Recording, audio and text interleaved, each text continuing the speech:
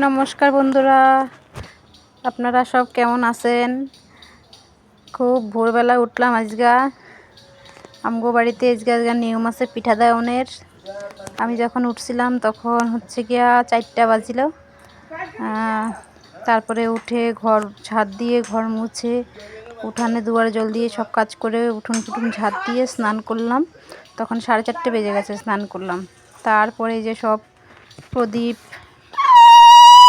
ধুনো প্রদীপ ধরিয়ে সারা বাড়িতে ওই গ্লাস দিয়ে এরকম এরকম করে দিয়েছি, চালের গুঁড়ো গুলিয়ে তারপরে গ্লাস দিয়ে এরকম করে পিঠা দিয়েছি। সারা বাড়িতে দিতে হয়, ঘর ঠাকুরের সামনে, তারপরে তুলসী তলায়, সব জায়গায় দিয়ে একেবারে একটুখানি করে পরে ভিডিওটা পরে করেছি, আগে করা হয়নি। আমি আর কি প্রথমে বলছিলাম আমার ঠাকুমা শাশুড়ি যেভাবে কথা বলছিল সেভাবেই বলছিলাম। তারপরে হচ্ছে এটা হচ্ছে দুপুর।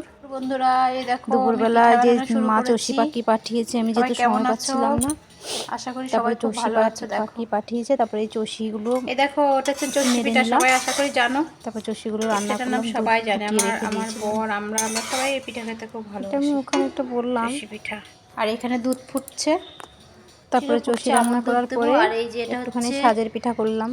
চিতই পিঠা গুলিয়ে রেখেছিলাম চালের গুঁড়োটা, গরম জলে দিয়ে নারকেল দিয়ে গরম জল দিয়ে তারপরে এখানে চষিটা পুরো কমপ্লিট হলো।